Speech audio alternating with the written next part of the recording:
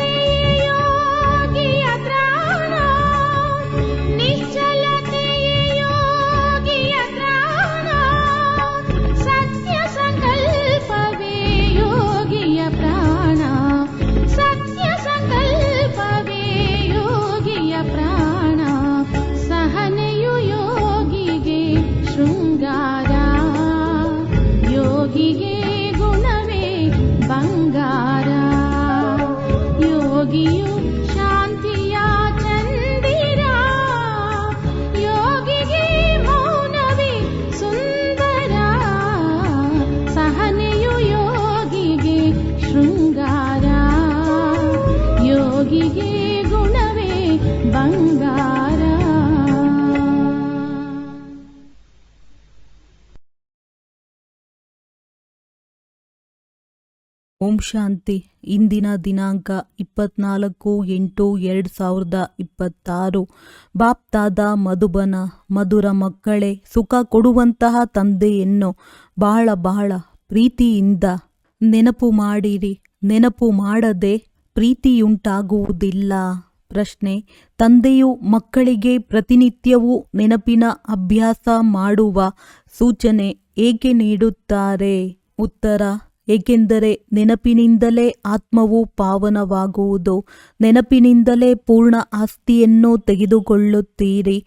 ಆತ್ಮದ ಎಲ್ಲ ಬಂಧನಗಳು ಸಮಾಪ್ತಿಯಾಗಿ ಬಿಡುತ್ತವೆ. ವಿಕರ್ಮಗಳಿಂದ ಮುಕ್ತರಾಗಿ ಬಿಡುತ್ತೀರಿ. ಶಿಕ್ಷೆಗಳಿಂದ ಬಿಡುಗಡೆಯಾಗುತ್ತೀರಿ. ಎಷ್ಟು ನೆನಪು ಮಾಡುತ್ತೀರೋ ಅಷ್ಟು ಖುಷಿ ಇರುತ್ತದೆ. ಗುರಿಯು ಸಮೀಪದ ಅನುಭವವಾಗುತ್ತದೆ. ಎಂದೂ ಸುಸ್ತಾಗುವುದಿಲ್ಲ. ಬೇಹದ್ದಿನ ಸುಖ ಪಡೆಯುತ್ತೀರಿ. ಆದ್ದರಿಂದ ನೆನಪಿನ ಅಭ್ಯಾಸವನ್ನು ಖಂಡಿತ ಮಾಡಬೇಕಾಗಿದೆ. ಗೀತೆ: ಬಾಲ್ಯದ ದಿನಗಳನ್ನು ಮರೆಯಬಾರದು. ಓಂ ಶಾಂತಿ. ಮಧುರಾತಿ ಮಧುರ ಆತ್ಮಿಕ ಮಕ್ಕಳು, ಗೀತೆಯ ಸಾಲಿನ ಅರ್ಥವನ್ನು ತಿಳಿದುಕೊಂಡಿರಿ. ನೀವೀಗ ಜೀವಿಸಿದಂತೆಯೇ ಬೇಹದ್ದಿನ ತಂದೆಯ ಮಕ್ಕಳಾಗಿದ್ದೀರಿ. ಇಡೀ ಕಲ್ಪ ಲೌಕಿಕ ತಂದೆಯ ಮಕ್ಕಳಾಗಿದ್ದೀರಿ. ನಿಮಗೆ ತಿಳಿದಿದೆ, ಬೇಹದ್ದಿನ ತಂದೆಯಿಂದ ನಾವು ಬೇಹದ್ದಿನ ಆಸ್ತಿಯನ್ನು ತೆಗೆದುಕೊಳ್ಳುತ್ತಿದ್ದೇವೆ. ಒಂದು ವೇಳೆ ತಂದೆಯನ್ನು ಬಿಟ್ಟು ಬಿಟ್ಟರೆ ಬೇಹದ್ದಿನ ಆಸ್ತಿಯು ಸಿಗಲು ಸಾಧ್ಯವಿಲ್ಲ. ಬಲೆ ನೀವು ತಿಳಿಸುತ್ತೀರಿ, ಆದರೆ ಸ್ವಲ್ಪದರಲ್ಲಿಯೇ ಯಾರೂ ಖುಷಿ ಪಡುವುದಿಲ್ಲ. ಮನುಷ್ಯರು ಧನವನ್ನು ಬಹಳ ಬಯಸುತ್ತಾರೆ. ಧನವಿಲ್ಲದೆ ಯಾರೂ ಸುಖಿಯಾಗಿರಲು ಸಾಧ್ಯವಿಲ್ಲ. ಧನವೂ ಬೇಕು, ಶಾಂತಿಯೂ ಬೇಕು, ನಿರೋಗಿ ಕಾಯವೂ ಬೇಕು. ನೀವು ಮಕ್ಕಳೇ ತಿಳಿದುಕೊಂಡಿದ್ದೀರಿ, ಪ್ರಪಂಚದಲ್ಲಿ ಇಂದು ಏನಿದೆ, ನಾಳೆ ಏನಾಗುವುದು. ವಿನಾಶವಂತೂ ಸನ್ಮುಖದಲ್ಲಿ ನಿಂತಿದೆ. ಮತ್ಯಾರ ಬುದ್ಧಿಯಲ್ಲಿಯೂ ಈ ಮಾತುಗಳಿಲ್ಲ. ಒಂದು ವೇಳೆ ವಿನಾಶ ಸನ್ಮುಖದಲ್ಲಿ ನಿಂತಿದೆ ಎಂಬುದು ಅರ್ಥವಾದರೂ ಸಹ ಏನು ಮಾಡಬೇಕೆಂಬುದು ಗೊತ್ತಿಲ್ಲ. ನೀವು ಮಕ್ಕಳು ತಿಳಿದುಕೊಳ್ಳುತ್ತೀರಿ. ನಿಮಗೆ ಈ ರೀತಿ ಅನಿಸುತ್ತದೆ, ಯಾವಾಗ ಬೇಕಾದರೂ ಯುದ್ಧವಾಗಬಹುದು. ಸ್ವಲ್ಪ ಕಿಡಿ ಬಂದರೆ ಸಾಕು, ಅಲ್ಲೋಲ ಕಲ್ಲೋಲವಾಗುವುದು. ಇದರಲ್ಲಿ ನಿಧಾನವಾಗುವುದಿಲ್ಲ. ಮೊದಲು ಸಹ ಚಿಕ್ಕ ಮಾತಿಗೆ ಎಷ್ಟು ದೊಡ್ಡ ಯುದ್ಧವಾಗಿತ್ತು. ಮಕ್ಕಳಿಗೆ ತಿಳಿದಿದೆ, ಈ ಹಳೆಯ ಪ್ರಪಂಚವು ಸಮಾಪ್ತಿಯಾಯಿತೆಂದರೆ ಆಯಿತು. ಆದ್ದರಿಂದ ಈಗ ಬೇಗನೆ ತಂದೆಯಿಂದ ಆಸ್ತಿಯನ್ನು ತೆಗೆದುಕೊಳ್ಳಬೇಕು. ತಂದೆಯನ್ನು ಸದಾ ನೆನಪು ಮಾಡುತ್ತಿದ್ದರೆ ಬಹಳ ಹರ್ಷಿತರಾಗಿರುತ್ತೀರಿ. ದೇಹಾಭಿಮಾನದಲ್ಲಿ ಬರುವುದರಿಂದಲೇ ಆ ಖುಷಿಯು ಮಾಯವಾಗುತ್ತದೆ.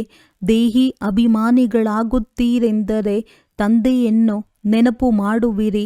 ದೇಹಾಭಿಮಾನದಲ್ಲಿ ಬಂದರೆ ತಂದೆಯನ್ನು ಮರೆತು ಸುಖಿಯಾಗುತ್ತೀರಿ. ತಂದೆಯನ್ನು ಎಷ್ಟು ನೆನಪು ಮಾಡುತ್ತೀರೋ ಅಷ್ಟು ಬೇಹದ್ದಿನ ಸುಖವನ್ನು ಪಡೆಯುತ್ತೀರಿ.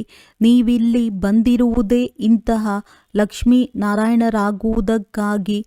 ರಾಜ ರಾಣಿ ಮತ್ತು ಪ್ರಜೆಗಳ ನೌಕರ ಚಾಕರರಾಗುವುದರಲ್ಲಿ ಬಹಳ ಅಂತರವಿದೆಯಲ್ಲವೇ? ಈಗಿನ ಪುರುಷಾರ್ಥವೇ ಕಲ್ಪಕಲ್ಪಕ್ಕಾಗಿ ನಿಗದಿಯಾಗುತ್ತದೆ.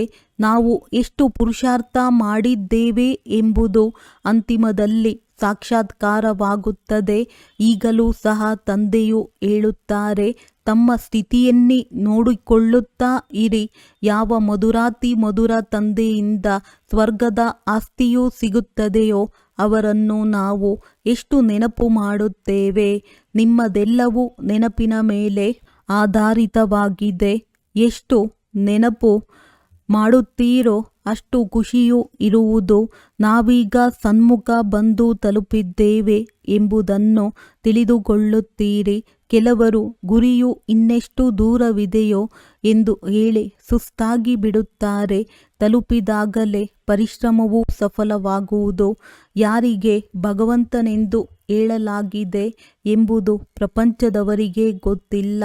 ಏ ಭಗವಂತ ಎಂದು ಹೇಳುತ್ತಾರೆ, ಮತ್ತೆ ಕಲ್ಲು ಮುಳ್ಳಿನಲ್ಲಿದ್ದಾರೆಂದು ಹೇಳುತ್ತಾರೆ. ನೀವೀಗ ತಿಳಿದುಕೊಳ್ಳುತ್ತೀರಿ, ನಾವು ತಂದೆಯ ಮಕ್ಕಳಾಗಿ ಬಿಟ್ಟಿದ್ದೇವೆ.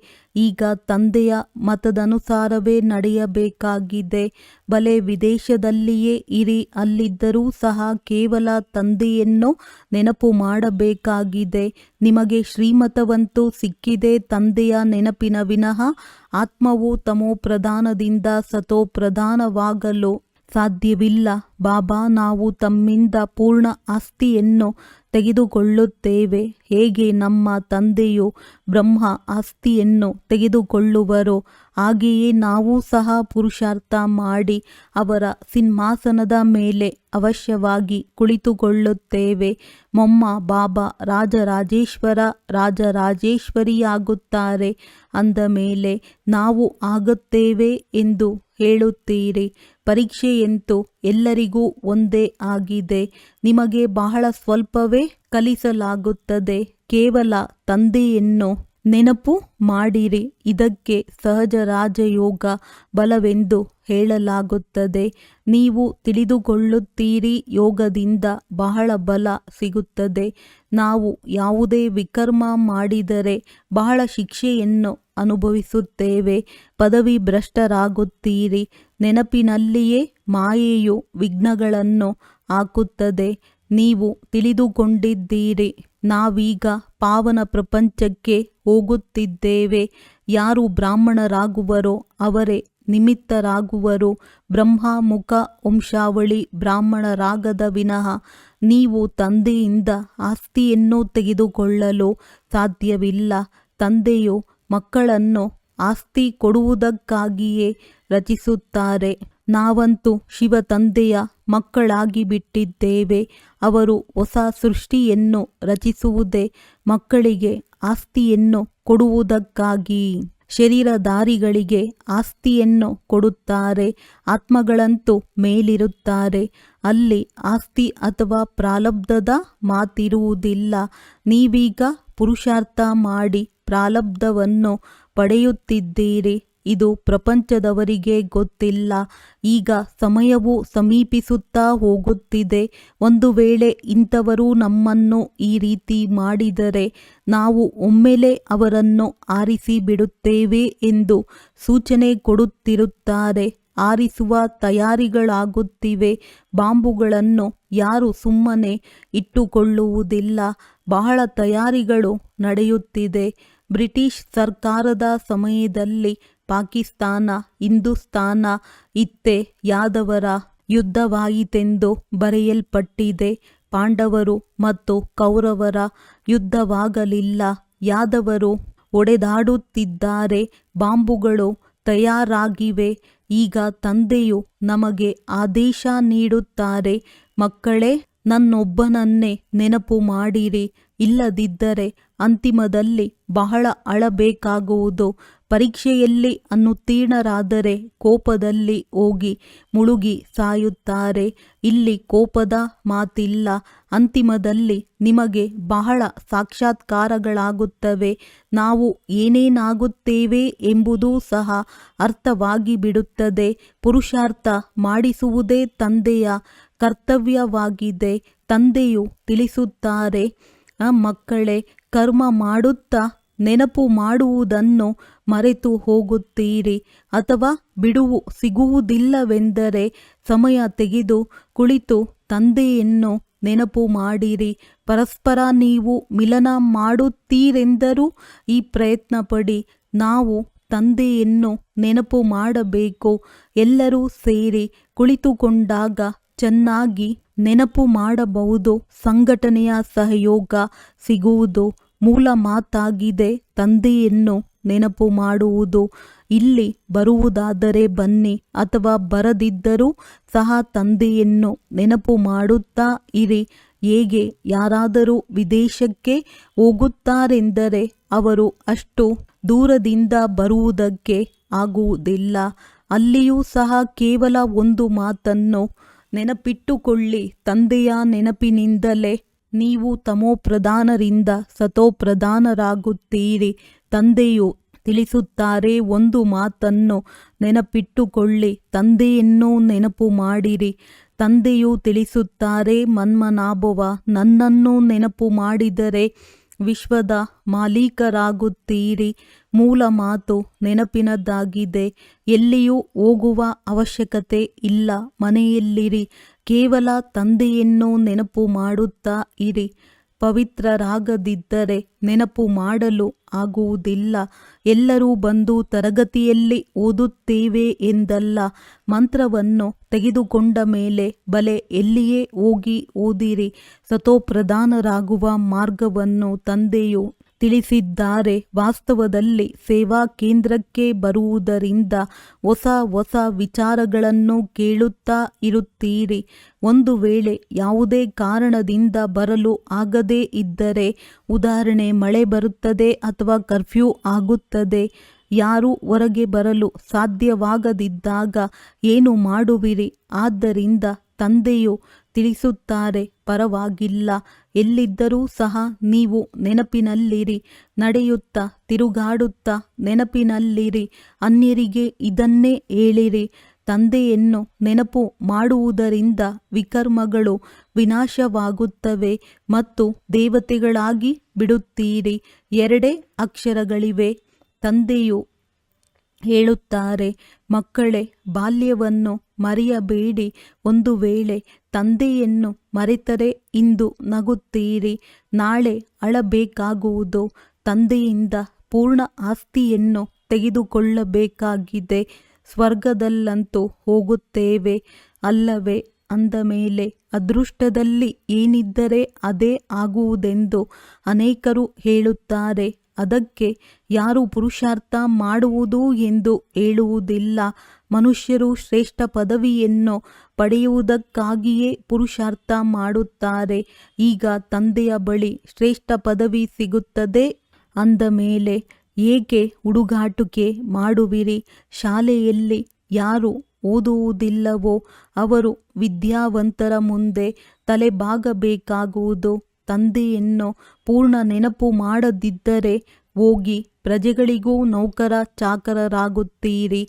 ಇದರಲ್ಲಿಯೇ ಖುಷಿಯಾಗಿ ಬಿಡಬಾರದು. ಆದ್ದರಿಂದ ತಂದೆಯು ತಿಳಿಸುತ್ತಾರೆ, ಮಧುರಾತಿ ಮಧುರ ಮಕ್ಕಳು ಸನ್ಮುಖದಲ್ಲಿ ರಿಫ್ರೆಶ್ ಆಗಿ ಹೋಗುತ್ತೀರಿ. ಕೆಲವರು ಬಂಧನದಲ್ಲಿದ್ದಾರೆ. ಅವರು ಮನೆಯಲ್ಲಿ ಕುಳಿತೇ ನೆನಪು ಮಾಡುತ್ತಾ ಇರಿ, ಪರವಾಗಿಲ್ಲ. ನಿಮಗೆ ಎಷ್ಟೊಂದು ಸಹಜವಾಗಿ ತಿಳಿಸುತ್ತೇನೆ. ಮೃತ್ಯು ಸನ್ಮುಖದಲ್ಲಿ ನಿಂತಿದೆ. ಆಕಸ್ಮಿಕವಾಗಿಯೇ ಯುದ್ಧವು ಪ್ರಾರಂಭವಾಗಿ ಬಿಡುವುದು. ಸ್ವಲ್ಪ ಗಡಿಬಿಡಿ ಮಾಡಿದರೂ ಸಹ ನಾವು ಈ ರೀತಿ ಮಾಡಿಬಿಡುತ್ತೇವೆ ಎಂದು ಒಬ್ಬರು ಇನ್ನೊಬ್ಬರಿಗೆ ಹೇಳುತ್ತಾರೆ. ಮೊದಲೇ ಹೇಳಿಬಿಡುತ್ತಾರೆ. ಬಾಂಬುಗಳ ಗರ್ವವು ಬಹಳಷ್ಟಿದೆ. ತಂದೆಯು ತಿಳಿಸುತ್ತಾರೆ, ಮಕ್ಕಳೇ, ಬಹುಶಃ ಯೋಗ ಬಲದಲ್ಲಿ ಇನ್ನೂ ಅಷ್ಟು ತೀಕ್ಷ್ಣವಾಗಿಲ್ಲ. ಆದ್ದರಿಂದ ಪುರುಷಾರ್ಥಕ್ಕೆ ಮೊದಲೇ ಯುದ್ಧವಾಗುವಂತಾಗಬಾರದು. ಆದರೆ ಡ್ರಾಮಾ ಅನುಸಾರ ಈ ರೀತಿ ಆಗುವುದೇ ಇಲ್ಲ. ಏಕೆಂದರೆ ಮಕ್ಕಳು ಪೂರ್ಣ ಆಸ್ತಿಯನ್ನು ತೆಗೆದುಕೊಂಡಿಲ್ಲ. ಆದ್ದರಿಂದ ನಿಶ್ಚಯವಾಗುತ್ತದೆ, ಒಂದು ವೇಳೆ ಯುದ್ಧವಾಗಲೂಬಹುದು. ಆದರೂ ಸಹ ಸ್ವಲ್ಪ ನಡೆದು ಮತ್ತೆ ನಿಂತು ಹೋಗುತ್ತದೆ. ಏಕೆಂದರೆ ಈಗಿನ್ನೂ ರಾಜಧಾನಿಯು ಸ್ಥಾಪನೆಯಾಗಿಲ್ಲ. ಸಮಯ ಬೇಕಾಗಿದೆ. ಪುರುಷಾರ್ಥ ಮಾಡಿಸುತ್ತಾ ಇರುತ್ತಾರೆ. ಯಾವ ಸಮಯದಲ್ಲಿ ಏನು ಬೇಕಾದರೂ ಆಗುವ ಸಾಧ್ಯತೆ ಇದೆ. ವಿಮಾನವು ಬೀಳಬಹುದು, ರೈಲು ಗಾಡಿಯೂ ಬೀಳಬಹುದು. ಮೃತ್ಯುವು ಎಷ್ಟು ಸಹಜವಾಗಿ ನಿಂತಿದೆ. ಭೂಮಿಯೂ ಸಹ ಅಲುಗಾಡುತ್ತಿರುತ್ತದೆ. ಎಲ್ಲದಕ್ಕಿಂತ ಹೆಚ್ಚು ಕೆಲಸವನ್ನು ಭೂಕಂಪವು ಮಾಡಬೇಕಾಗಿದೆ. ಆದರೆ ವಿನಾಶವಾಗುವ ಮೊದಲೇ ನೀವು ತಂದೆಯಿಂದ ಪೂರ್ಣ ಆಸ್ತಿಯನ್ನು ತೆಗೆದುಕೊಳ್ಳಬೇಕಾಗಿದೆ. ಆದ್ದರಿಂದ ಬಹಳ ಪ್ರೀತಿಯಿಂದ ತಂದೆಯನ್ನು ನೆನಪು ಮಾಡಿರಿ. ಬಾಬಾ ತಮ್ಮ ವಿನಃ ಮತ್ಯಾರೂ ನನ್ನವರಿಲ್ಲ. ಹೀಗೆ ಕೇವಲ ತಂದೆಯನ್ನೇ ನೆನಪು ಮಾಡುತ್ತಾ ಇರಿ. ಎಷ್ಟು ಸಹಜ ರೀತಿಯಿಂದ ಚಿಕ್ಕ ಚಿಕ್ಕ ಮಕ್ಕಳಿಗೆ ತಿಳಿಸುವಂತೆ ತಿಳಿಸುತ್ತಾರೆ. ಮಕ್ಕಳೇ, ಮತ್ಯಾವುದೇ ಕಷ್ಟ ಕೊಡುವುದಿಲ್ಲ. ಕೇವಲ ನೆನಪು ಮಾಡಿರಿ. ಮತ್ತು ಕಾಮಚಿತೆಯ ಮೇಲೆ ಕುಳಿತು ನೀವು ಸುಟ್ಟು ಹೋಗಿದ್ದೀರಿ. ಈಗ ಜ್ಞಾನಚಿತೆಯ ಮೇಲೆ ಕುಳಿತು ಪವಿತ್ರರಾಗಿರಿ. ತಮ್ಮ ಉದ್ದೇಶವೇನೆಂದು ನಿಮ್ಮೊಂದಿಗೆ ಯಾರಾದರೂ ಕೇಳುತ್ತಾರೆ, ಆಗ ತಿಳಿಸಿರಿ. ಯಾರು ಎಲ್ಲರ ತಂದೆಯಾಗಿದ್ದಾರೆಯೋ ಅವರು ತಿಳಿಸುತ್ತಿದ್ದಾರೆ, ನನ್ನೊಬ್ಬನನ್ನೇ ನೆನಪು ಮಾಡಿದರೆ ನಿಮ್ಮ ವಿಕರ್ಮಗಳು ವಿನಾಶವಾಗುತ್ತವೆ ಮತ್ತು ನೀವು ತಮೋಪ್ರಧಾನರಿಂದ ಸತೋಪ್ರಧಾನರಾಗುತ್ತೀರಿ. ಸರ್ವರ ಸದ್ಗತಿದಾತನು ಒಬ್ಬರೇ ತಂದೆಯಾಗಿದ್ದಾರೆ. ಈಗ ತಂದೆಯು ತಿಳಿಸುತ್ತಾರೆ, ಕೇವಲ ನನ್ನನ್ನು ನೆನಪು ಮಾಡಿದರೆ ತುಕ್ಕು ಕಳೆಯುವುದು. ಇಷ್ಟು ಸಂದೇಶವನ್ನಂತೂ ಕೊಡುತ್ತೀರಲ್ಲವೇ? ಸ್ವಯಂ ನೆನಪು ಮಾಡಿದಾಗಲೇ ಅನ್ಯರಿಂದಲೂ ನೆನಪು ಮಾಡಿಸಲು ಸಾಧ್ಯ. ಅನ್ಯರಿಗೂ ರುಚಿಯಿಂದ ಹೇಳುತ್ತೀರಿ, ಇಲ್ಲದಿದ್ದರೆ ಅದು ಅಂತರಾಳದಿಂದ ಹೊರಡುವುದಿಲ್ಲ. ತಂದೆಯು ತಿಳಿಸುತ್ತಾರೆ, ಎಲ್ಲಿಯಾದರೂ ಇರಿ, ಎಷ್ಟು ಸಾಧ್ಯವೋ ಕೇವಲ ನನ್ನನ್ನು ನೆನಪು ಮಾಡಿರಿ. ಬಲೆ ಆಹಾರ ಪಾನೀಯಗಳ ವಿಷಯದಲ್ಲಿ ಸ್ವಲ್ಪ ಕಷ್ಟವಾಗಬಹುದು, ಆದರೆ ಮನೆಯಲ್ಲಿಯೇ ಇರಿ. ಮನೆಯಲ್ಲಿದ್ದು ತಂದೆಯನ್ನು ನೆನಪು ಮಾಡಿರಿ. ಯಾರು ಸಿಕ್ಕಿದರೂ ಅವರಿಗೆ ಇದೇ ಶಿಕ್ಷಣವನ್ನು ಕೊಡಿ. ಮೃತ್ಯು ಸನ್ಮುಖದಲ್ಲಿ ನಿಂತಿದೆ. ತಂದೆಯು ಹೇಳುತ್ತಾರೆ, ನೀವೆಲ್ಲರೂ ತಮೋಪ್ರಧಾನ ಪತಿತರಾಗಿ ಬಿಟ್ಟಿದ್ದೀರಿ. ಈಗ ನನ್ನನ್ನು ನೆನಪು ಮಾಡಿರಿ ಮತ್ತು ಪವಿತ್ರರಾಗಿರಿ. ಆತ್ಮವೇ ಪತಿತನಾಗಿದೆ. ಸತ್ಯಯುಗದಲ್ಲಿ ಪಾವನ ಆತ್ಮರಿರುತ್ತಾರೆ. ತಂದೆಯ ನೆನಪಿನಿಂದಲೇ ಆತ್ಮವು ಪಾವನವಾಗುವುದು. ಮತ್ಯಾವುದೇ ಉಪಾಯವಿಲ್ಲ. ಈ ಸಂದೇಶವನ್ನು ಎಲ್ಲರಿಗೂ ಕೊಡುತ್ತಾ ಹೋಗಿ, ಆಗ ಅನೇಕರ ಕಲ್ಯಾಣ ಮಾಡುವಿರಿ. ಮತ್ಯಾವುದೇ ಕಷ್ಟವನ್ನು ಕೊಡುವುದಿಲ್ಲ. ಈಗ ಪುರುಷೋತ್ತಮ ಮಾಸವಾಗಿದೆ. ಹೋಗಿ ಎಲ್ಲರಿಗೆ ತಿಳಿಸಿರಿ, ಎಲ್ಲರಿಗಿಂತ ಪುರುಷೋತ್ತಮರು ಯಾರು ಎಂದು. ಸತ್ಯಯುಗದ ಆದಿಯಲ್ಲಿ ಈ ಲಕ್ಷ್ಮೀ ನಾರಾಯಣರು ಪುರುಷೋತ್ತಮರಾಗಿದ್ದರು. ಇವರನ್ನು ಇಷ್ಟು ಪುರುಷೋತ್ತಮರನ್ನಾಗಿ ಮಾಡುವವರು, ಅರ್ಥಾತ್ ಸ್ವರ್ಗದ ಸ್ಥಾಪನೆ ಮಾಡುವವರು ತಂದೆಯಾಗಿದ್ದಾರೆ. ಎಲ್ಲ ಆತ್ಮರನ್ನು ಪಾವನ ಮಾಡುವವರು ಪತಿತ ಪಾವನ ತಂದೆಯೇ ಆಗಿದ್ದಾರೆ. ಎಲ್ಲರಿಗಿಂತ ಉತ್ತಮರಿಗಿಂತ ಉತ್ತಮ ಪುರುಷರನ್ನಾಗಿ ಮಾಡುವವರು ತಂದೆಯೇ ಆಗಿದ್ದಾರೆ. ಯಾರು ಪೂಜ್ಯರಾಗಿದ್ದರೋ ಅವರೇ ನಂತರ ಪೂಜಾರಿಗಳಾಗಿದ್ದಾರೆ.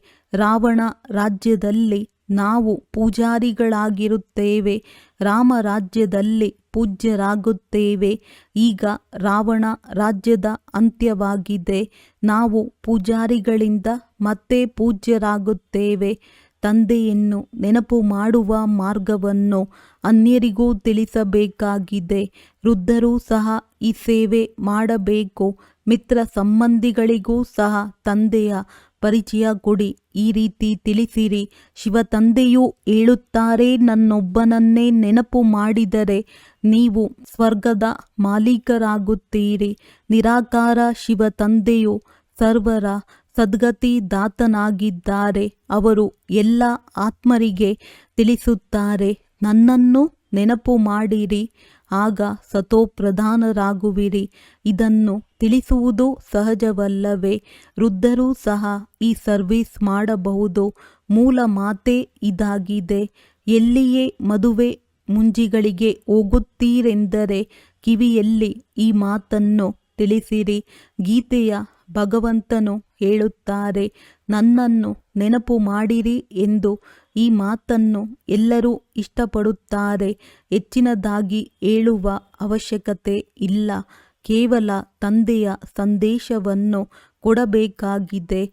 ನನ್ನನ್ನು ನೆನಪು ಮಾಡಿರಿ ಎಂದು ತಂದೆಯು ಹೇಳುತ್ತಾರೆ. ಒಳ್ಳೆಯದು. ಭಗವಂತನು ಪ್ರೇರಣೆ ಕೊಡುತ್ತಾರೆಂದೇ ತಿಳಿದುಕೊಳ್ಳಿ.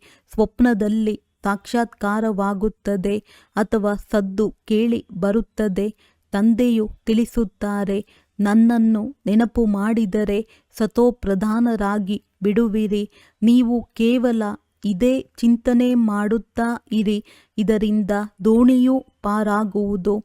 ನಾವು ಪ್ರತ್ಯಕ್ಷದಲ್ಲಿ ಬೇಅದ್ದಿನ ತಂದೆಯ ಮಕ್ಕಳಾಗಿದ್ದೇವೆ ಮತ್ತು ತಂದೆಯಿಂದ 21 ಜನ್ಮಗಳ ಆಸ್ತಿಯನ್ನು ತೆಗೆದುಕೊಳ್ಳುತ್ತಿದ್ದೇವೆ ಅಂದ ಮೇಲೆ ಖುಷಿ ಇರಬೇಕಲ್ಲವೇ?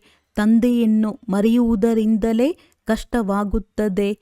ನನ್ನನ್ನು ನೆನಪು ಮಾಡಿರಿ ಎಂದು ತಂದೆಯು ಎಷ್ಟು ಸಹಜವಾಗಿ ತಿಳಿಸುತ್ತಾರೆ. ಇದರಿಂದ ಇವರಿಗೆ ಒಳ್ಳೆಯ ಮಾರ್ಗವು ಸಿಕ್ಕಿದೆ ಎಂದು ಎಲ್ಲರೂ ತಿಳಿದುಕೊಳ್ಳುವರು. ಈ ಮಾರ್ಗವನ್ನು ಎಂದು ಯಾರು ತಿಳಿಸಲು ಸಾಧ್ಯವಿಲ್ಲ. ಮುಂದೆ ಇಂತಹ ಸಮಯವೂ ಬರುವುದು, ನೀವು ಮನೆಯಿಂದ ಹೊರಬರುವುದಕ್ಕೆ ಸಾಧ್ಯವಾಗುವುದಿಲ್ಲ. ತಂದೆಯನ್ನು ನೆನಪು ಮಾಡುತ್ತಾ ಶರೀರ ಬಿಡುತ್ತೀರಿ. ಅಂತ್ಯಕಾಲದಲ್ಲಿ ಯಾರು ಶಿವ ತಂದೆಯ ಸ್ಮರಣೆ ಮಾಡಿದ್ದರೋ ಅಂಥವರು ಲಕ್ಷ್ಮೀನಾರಾಯಣರ ರಾಜ್ಯದಲ್ಲಿ ಬರುತ್ತಾರೆ, ಮತ್ತೆ ಮತ್ತೆ ರಾಜ್ಯ ಪದವಿಯನ್ನು ಪಡೆಯುತ್ತಾರೆ. ಆದ್ದರಿಂದ ಕೇವಲ ತಂದೆಯನ್ನು ಪ್ರೀತಿಯಿಂದ ನೆನಪು ಮಾಡಿರಿ. ನೆನಪು ಮಾಡದೆ ಹೇಗೆ ಪ್ರೀತಿ ಮಾಡುವಿರಿ? ಸುಖವು ಸಿಗುತ್ತದೆ. ಆದ್ದರಿಂದಲೇ ನೆನಪು ಮಾಡಲಾಗುತ್ತದೆ ಎಲ್ಲವೇ. ದುಃಖ ಕೊಡುವವರನ್ನು ನೆನಪು ಮಾಡಲಾಗುವುದಿಲ್ಲ. ತಂದೆಯು ಹೇಳುತ್ತಾರೆ, ನಾನು ನಿಮ್ಮನ್ನು ಸ್ವರ್ಗದ ಮಾಲೀಕರನ್ನಾಗಿ ಮಾಡುತ್ತೇನೆ. ಆದ್ದರಿಂದ ನನ್ನನ್ನು ನೆನಪು ಮಾಡಿರಿ. ತಂದೆಯ ಮತದಂತೆ ನಡೆಯಬೇಕಲ್ಲವೇ? ಒಳ್ಳೆಯದು. ಮಧುರಾತಿ ಮಧುರ ಅಗಲಿ ಹೋಗಿ ಮರಳಿ ಸಿಕ್ಕಿರುವ ಮಕ್ಕಳ ಪ್ರತಿ ಮಾತ್ಪಿತಾ ಬಾಪ್ದಾದಾರವರ ನೆನಪು, ಪ್ರೀತಿ ಹಾಗೂ ಸುಪ್ರಭಾತ. ಆತ್ಮಿಕ ಮಕ್ಕಳಿಗೆ ಆತ್ಮಿಕ ತಂದೆಯ ನಮಸ್ತೆ. ಧಾರಣೆಗಾಗಿ ಮುಖ್ಯ ಸಾರ: ವಿದ್ಯೆಯಲ್ಲಿ ಎಂದೂ ಹುಡುಗಾಟಿಕೆ ಮಾಡಬಾರದು. ಯುದ್ಧಕ್ಕೆ ಮೊದಲೇ ತಂದೆಯಿಂದ ಪೂರ್ಣ ಆಸ್ತಿಯನ್ನು ಪಡೆಯಬೇಕಾಗಿದೆ. ಶ್ರೀಮತದಂತೆ ತಂದೆಯನ್ನು ಬಹಳ ಪ್ರೀತಿಯಿಂದ ನೆನಪು ಮಾಡಬೇಕಾಗಿದೆ. ವರದಾನ: ಸಂಕಲ್ಪ, ವೃತ್ತಿ ಮತ್ತು ಸ್ಮೃತಿಯಿಂದ ವ್ಯರ್ಥವನ್ನು ಸಮಾಪ್ತಿಗೊಳಿಸುವ ಸತ್ಯ ಬ್ರಾಹ್ಮಣ ಸಂಪೂರ್ಣ ಪವಿತ್ರ ಭವ. ತಮ್ಮ ಸಂಕಲ್ಪ, ವೃತ್ತಿ ಮತ್ತು ಸ್ಮೃತಿಯನ್ನು ಪರಿಶೀಲನೆ ಮಾಡಿಕೊಳ್ಳಿರಿ. ಅದರಲ್ಲಿ ಈಗಂತೂ ಆಗುತ್ತಿಲ್ಲವೇ?